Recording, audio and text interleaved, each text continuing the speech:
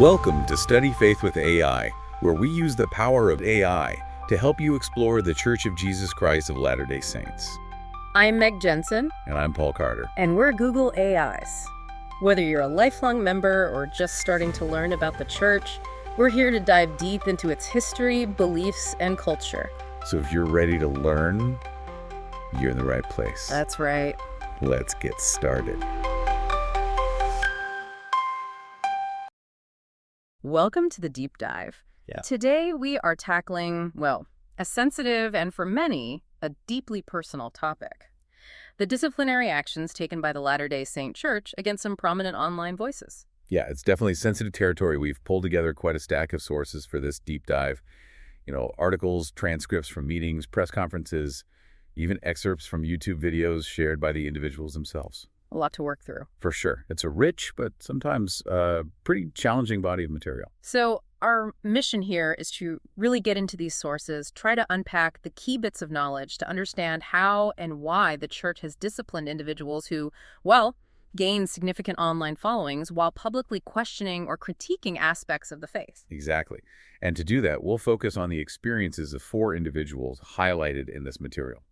Jeremy Runnels, the CES letter guy, John Dehlin from Mormon Stories podcast, Bill Reel, who hosts Mormon discussions, and the British YouTuber, Nemo the Mormon.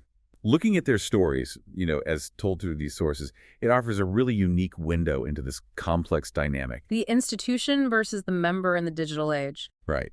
It really shows what it means to navigate faith and doubt and public discourse today. Absolutely. And before we even get into the individual cases, it's worth noting the sources highlight this major backdrop, this challenge the church faces with information access, the internet age. That's a huge factor. One source actually quotes the current church historian, Elder Stephen Snow, saying quite plainly that with the internet, the church can't continue that pattern of keeping historical records closed. It's an acknowledgement of a new reality, really. A big admission. And another source points out this striking irony. Information that maybe yesterday was dismissed as anti-Mormon lies can, become today's church essay facts. Yeah.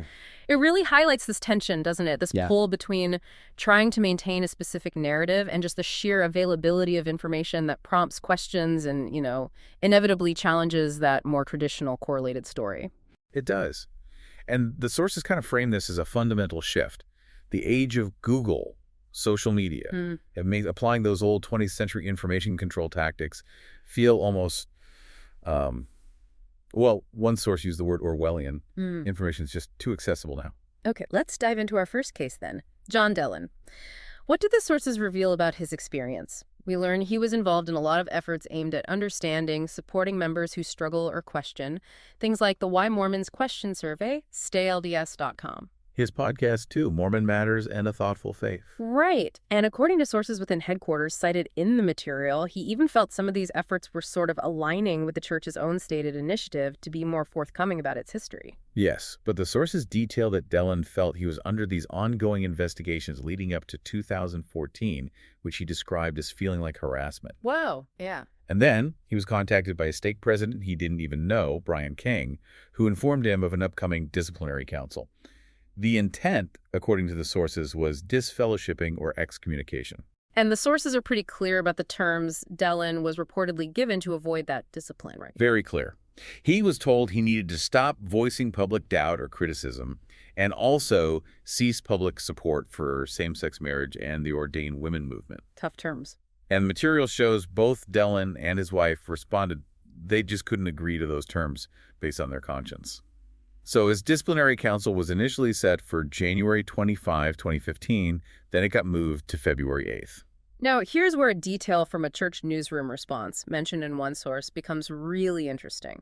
It clarifies that while Dehlin's positions on same-sex marriage and ordained women are inconsistent with church teachings, which they state clearly. Right, they state that, but they were not listed in the local leader's letter as the specific reasons for the excommunication. The letter, according to the sources, cited public opposition to the church. Which is broader, isn't it? It suggests the issue wasn't just holding those beliefs, maybe, but the public nature of expressing them. Seems like it. The sources also detail Dehlin's interactions with various local leaders. He actually recorded some conversations, which were later released. That's a key detail, too. Yeah. He felt some leaders, like Bishop Stevenson and President Jensen, were more understanding at first. I mean, President Jensen even allowed him to baptize his son.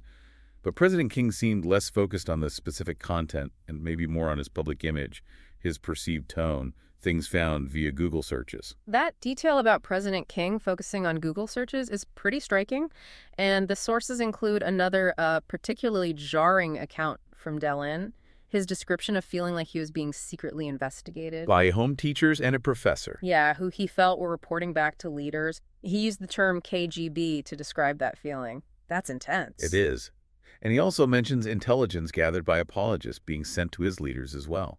It paints a picture, based on his account in the sources, of information flowing through these informal channels as part of the whole process. Like a side-channel investigation. Kind of. But despite these local challenges, the sources do indicate he had some positive interactions with higher leadership figures. For instance, Elder Holland is quoted, purportedly saying, "I wish we had 100,000 more John Dehlins." Which contrasts sharply with the local actions. It does. But then President King is also quoted, stating he received no direct instruction on the First Presidency or the Quorum of the 12. This suggests local leaders operate under general guidelines, maybe, but the final decision power rests with them. Interesting dynamic there. And at his final council, the sources say Dehlin brought witnesses, active family members, colleagues, and hundreds of people reportedly held a vigil outside the building showing support. Yeah, a lot of support. The material notes President King offered informal probation, but was apparently very clear that if that didn't work, the next step was the disciplinary council. So, summing up Dehlin's case from the sources, it seems like a mix of perceived informal surveillance, formal disciplinary threats, specific terms offered which he declined, and ultimately this charge framed as public opposition, seemingly triggered by his highly visible online activities and positions. Yeah, it certainly reveals a lot about how that online visibility intersects with institutional boundaries. It's a key theme. Okay, let's turn next to Jeremy Runnels, author of the widely known letter to a CES director, or the CES letter. The sources describe that letter as his sincere attempt initially to get answers through church channels after encountering what he calls disturbing information the church hadn't shared. Right. And the sources really emphasize the impact of the CES letter. It resonated with hundreds of thousands, apparently, led to thousands of personal contacts with Runnels. Why do the sources say it had such reach? Well, they highlight that it basically voiced questions many other people shared. And it mirrored their experience, encountering this kind of challenging information and wanting real answers. Yeah. And Runnels, according to the sources, actively worked to make this information accessible. Online, in print. Making it easy to find. Exactly. Optimizing it for search engines, improving the sourcing away from less reliable places like, say, Wikipedia early on. And the sources tell us Runnels was summoned to a disciplinary council on charges of apostasy. The material details multiple attempts to schedule this council, which Runnels felt were kind of blindsiding him. Yeah, he mentions one attempt to schedule it on Valentine's Day evening, which seems pointed, especially given an earlier agreement to meet later because of a family hospice situation. That timing feels significant based on the sources. It does, and a key point the sources repeatedly make is Runnels asking his leaders, again and again, for specific errors or mistakes in his CES letter or on his website that he could publicly correct. Which is apparently a requirement in the church handbook for discipline related to teachings. That's what the sources indicate, yes. And according to those sources, he was never provided with any specific errors. That's a really crucial detail, isn't it? It suggests, maybe, as Runnels felt according to the sources, that the discipline wasn't really about factual inaccuracies. But about the very act of seeking and sharing this information publicly. Right. He felt, based on the sources, that he was being punished for seeking and sharing truth, much of which he argues is now verifiable through the church's own gospel topics essays. He felt the church was trying to, quote, kill and silence the messenger rather than address the message. Strong words. The sources show Runnels contrasting his experience with quotes from past church leaders, J. Reuben Clark, George Albert Smith, Joseph Fielding Smith people. He felt encouraged investigation of truth. So pointing out a perceived contradiction. Exactly. He felt, based on the sources, that the church was applying, quote, 20th century censorship and control tactics in a 21st century social media connected world. He also expressed really strong feelings in the sources about being placed in the same category as, say, murderers or rapists through the act of excommunication. He's quoted saying, "I have done nothing wrong, I just wanted the truth." Yeah, and he specifically mentions of President Ivan's attempting to, in his words, spiritually execute him without actually answering his questions. So ultimately, what happened? Well, the sources state Runnels chose to resign from the church before they could excommunicate him. He framed this as him excommunicating the church from my life, citing the lack of transparency and honesty, the treatment of questioners, and his resentment at being equated with criminals. A preemptive move. Seems like it. He stated his goal wasn't to drive people out, but to get official answers. He argued that the facts and information themselves, often verified by church sources, are what challenge testimonies, not necessarily his sharing of them. He believes members and investigators deserve to have all of the facts and information on the table for a fully informed decision, consistent with the ideal of free agency. So Runnels' story, according to the sources, really highlights this perceived challenge of getting answers through official channels, and then the pretty severe consequences faced for compiling and publicly sharing information that raises questions, even when it aligns with information the institution itself later publishes. Exactly. It really emphasizes that tension between truth-seeking, outside the approved narratives, and institutional control or image management.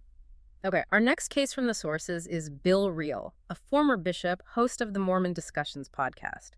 His faith crisis, as he describes it in the sources, it stemmed from really deep, broad study of Mormonism's history from all sorts of sources. Yeah, leading him to realize the issues were, quote, way more complicated than the church let on. A common realization described in these narratives. It seems to be. The sources describe his disciplinary council, which he also recorded and made public. And it also mentions the significant support he received. Another vigil. Yeah, a vigil outside the building, hundreds reportedly attending throughout the night. And notably, Sam Young, who'd also been excommunicated for questioning child interview policies, was there among the supporters. Showing solidarity. Definitely. The sources recount details from inside the council, too. Things like phones being collected, the physical setup where he and his wife sat far from the stake presidency, and an opening prayer asking council members to really pay attention. Reel notes in the material that they seemed to listen pretty intently as he shared his story. And what was his defense, according to the sources? Well, as detailed in the sources, it centered on his belief that he was simply shining a light on issues and facts within church history and doctrine. He brought up a whole range of specific controversial topics. Like what? Things like Joseph Smith's treasure digging and its links to seer stones, the different accounts of the first vision, especially the 1832 one reportedly removed by J.F. Smith, details about Joseph Smith's polygamy, young wives, polyandry, things like that. Difficult topics, for sure. Absolutely. Also, questions about the timing of priesthood restoration accounts, historical racial teachings now disavowed as theories in the essays, the Adam-God doctrine, Lamanite DNA issues, shifting teachings on handicapped children, and even the perceived lack of verifiable biblical-style supernatural miracles in modern history compared to scriptural accounts. Oh, that's quite a list of very specific historical and doctrinal issues he raised, directly from the sources. It is. He argued, according to the material, that the church is struggling to get comfortable with the facts of its story and often addresses them sort of in the shadows, which he felt was unhealthy for members. He felt it needed to be more open. Yes. He stated he had spoken to scholars, even higher leaders like Elder Holland and Marlon Jensen, who he said acknowledged there were serious questions in the history and that the situation was, quote, way worse than the church often presents. So he felt even leaders acknowledged the complexity privately. That's what he stated in the sources, yes. And he directly challenged the council members, asking if an institution that doesn't allow for addressing concerns or for leaders to admit mistakes, like lying, actually has integrity. Posing a direct ethical challenge. He did. He even used a Santa Claus analogy, suggesting truth can be found in myths, even if not taken literally, implying there should be room for non-literal belief, and maybe the church is slowly moving towards allowing less literal belief. He pointed to how past doctrines, like McConkie Mormonism or J.F. Smith Mormonism, seem to fade over time. So arguing for more intellectual and historical honesty from the institution itself, the sources also mention his wife testified at the council. Yes, she described the positive impact their work had had on others struggling with faith and how she felt safe sharing despite not being an extrovert. And Reel's final position, according to the sources. He stated clearly in the sources that he felt he was being disciplined not for immoral sin, but because he told the truth. He argued it was a shame to excommunicate someone for shining a light on what he saw as a lack of institutional integrity, forthrightness, and honesty, especially when people are hurting and not being validated. But he still held some belief. He testified that he still held a testimony of Jesus in the Book of Mormon, viewing it as scripture, maybe not a historical translation, and believed in prophets to some extent. He said he just didn't see the world in black and white terms anymore. So Bill Reel's case, then, as presented in the sources, seems rooted in this public discussion of difficult historical and doctrinal facts. Framed by him as a search for integrity and honesty, but viewed by the institution, based on the disciplinary action, as something warranting excommunication. It certainly highlights the challenge the institution faces when members publicly engage with historical sources that complicate the simplified narrative and the consequences for those who choose to do so. Okay, our final case study from the sources is Nemo the Mormon, a British YouTuber. The sources describe him as an active member right up until his membership was withdrawn. His core belief, according to the material, is that robust debate and the ability to hold Latter-day Saint leaders publicly accountable is critical to a resilient faith. Interesting framing. Nemo's motivation, based on the sources, was this desire for the church to be a healthier and more self-reflective organization, especially for younger generations. Why younger generations specifically? He cites the high suicide rate among LDS LGBT youth as one major reason he sought out research and resources for those struggling. He mentioned in the sources telling his high council in an email a year prior that the dishonesty of their brethren was like a cancer that is killing the church. Strong words again? Very. And the people are leaving because they're losing trust in the institution, not necessarily losing faith. That distinction between trust and faith comes up. So a focus on trust and institutional integrity, much like Bill Reel, but maybe more tied to contemporary issues like LGBTQ inclusion. Sources indicate Nemo was somewhat surprised by the timing of the disciplinary action. Yeah, he asked why now. He felt his current public commentary wasn't the main trigger, even though his emails to the High Council from a year ago were cited as the basis for the charge of apostasy. That delay is curious. It is, based on the sources. He also felt leaders were unwilling to engage with him on why those specific emails from a year ago were considered problematic now. Any speculation in the sources as to why? He speculated in the sources that concern about him potentially recording conversations, like John Dehlin did, might have been a factor. He noted an amended agreement was signed at his council allowing the clerk to take notes, acknowledging a conflict with his initial position on not permitting notes. So the potential for recording public proceedings seemed to be on the institution's mind, based on that detail. It appears so. And like the others, Nemo received significant community support. The sources mention friends traveling long distances, like Paul from Scotland, and another vigil held outside the council building. His wife and mother were reportedly allowed inside the council. The vigils seem like a recurring theme. They do. The sources show Nemo expressing a really powerful sentiment about his discipline. He felt that being excommunicated for apostasy in the 21st century, particularly for standing for truth and for marginalized communities, actually puts one on the right side of history. Wow. And that it can be seen as an honor rather than a mark of shame. This viewpoint, according to the sources, is shared by others in the community who feel he speaks for them. That's a fascinating reframing of excommunication, taking it as a badge of honor. It is. He saw his discipline as sort of his turn to pay the price for speaking truth to power. He highlighted how historically truth seekers and people who had testimonies were often, quote, thrown under the bus for things that were later accepted or acknowledged by the church. So drawing historical parallels. Yes. He believed, according to the sources, that the church is terrified of members listening to voices like his because they essentially legitimize questioning and deconstruction for active members. Interesting perspective. So Nemo's case, based on the sources, it brings in these contemporary issues, the idea of institutional trust and this strong sense of being disciplined for speaking truth to power on behalf of a community, leading to this almost defiant pride in the disciplinary action itself. Yes, it really rounds out the picture presented in the sources, showing how similar dynamics play out with different individuals and different contemporary concerns. Okay, that's a lot to unpack from these four stories, Dehlin, Runnels, Reel, and Nemo. Let's try to connect the dots based on what the sources reveal. What common threads emerge regarding how and why the church disciplines influencers like these? Well, based on the sources, the charge is often apostasy, but it's defined in these broad terms like public opposition or repeatedly acting in clear, open, and deliberate public opposition. Vague terms, almost. They can seem that way.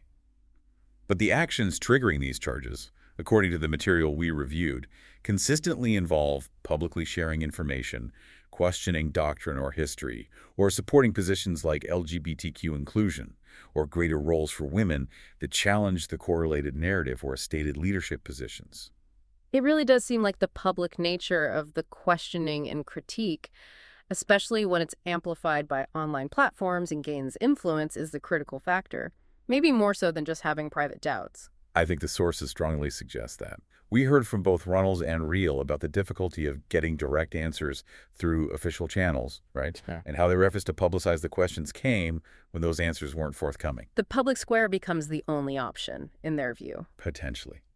The sources also show a pattern in the process. These initial letters from local leaders, requests for confidentiality that aren't always accepted, and then disciplinary councils where individuals are expected to respond to charges that might initially lack specifics, sometimes feeling like they come out of the blue. Feeling blindsided, as Runnels put it. Right. And we saw evidence in Dehlin's case, according to the sources, of these informal investigations and the gathering of information from other members and apologists outside the formal process. Yeah, the KGB feeling he described from the sources, that stuck with me. Exactly. And fundamentally, the sources highlight this deep tension between individual conscience and the search for truth on one side and institutional loyalty and unity on the other. These individuals felt compelled to speak out about issues they saw as important or harmful. Hidden history, lack of integrity, damaging treatment of marginalized groups like LGBT members and youth, as Reel and Nemo mentioned. Precisely. Meanwhile, based on the outcomes documented in the sources, the institution appears to view these actions as undermining its authority, its correlated truth claims, or maybe just its public image. And the visible support shown by friends, family, and the online community, those vigils, people attending councils when allowed, the witnesses brought, that's also a significant part of the picture presented in the sources, isn't it? Absolutely. It underscores the social context. These disciplinary actions aren't happening in a vacuum. It suggests these individuals aren't just isolated figures, but that their questions and concerns resonate with many others who see their voices as validating, maybe normalizing their own feelings. That community aspect revealed in the sources is very important. It shows the broader impact. Okay, so what do these experiences, as told in the sources, tell us about the church's values and its approach to the concept of apostasy? Well, based purely on these cases documented in the sources, the church appears to place a very high value on institutional unity, adherence to correlated teachings, and maintaining a controlled public image. Control seems key. It appears so.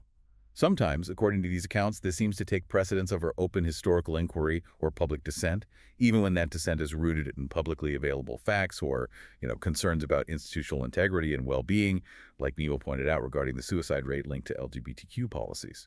So apostasy, in these specific instances documented by the sources, seems to be tied more to public challenge, perceived disloyalty, and questioning of authority, especially when it gains traction online. Yeah, it seems less about just holding nuanced or even contradictory personal beliefs, particularly if those beliefs are then openly advocated for or shared widely, influencing others. Runnels' account of not being provided with specific errors to correct really underscores this point from the sources.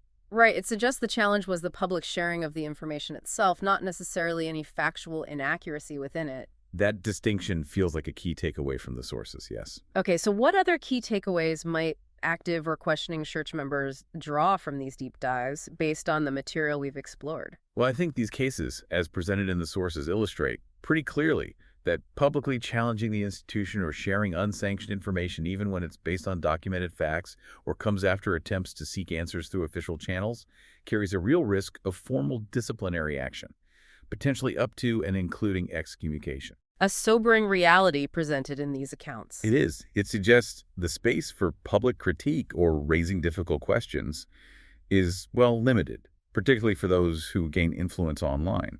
So members might need to weigh the potential personal and social costs of public dissent. They might need to understand how the institution seems to differentiate between private doubt and public opposition. And grapple with the challenges. Exactly. Grapple with the challenges of navigating complex historical and doctrinal issues when correlated sources may not present, as Runnels put it in the source material, all of the facts. This deep dive into the disciplinary experiences of John Dehlin, Jeremy Runnels, Bill Reel, and Nemo the Mormon, based entirely on the sources we gathered, has certainly been eye-opening, illuminating. It really highlights how the internet age and the explosion of accessible information are creating new challenges and, well, driving specific responses within the Latter-day Saint faith. It definitely raises profound questions, doesn't it?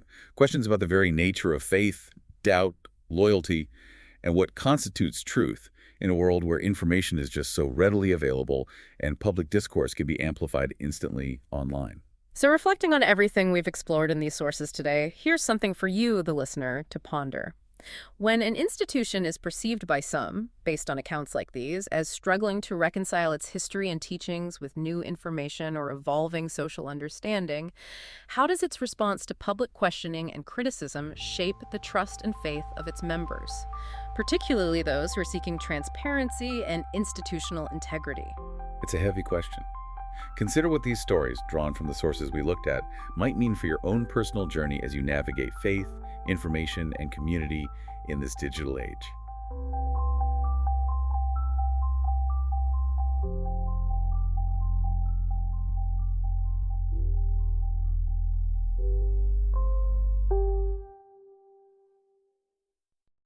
If you find value in this exploration, please like, share, follow, and consider becoming a subscriber.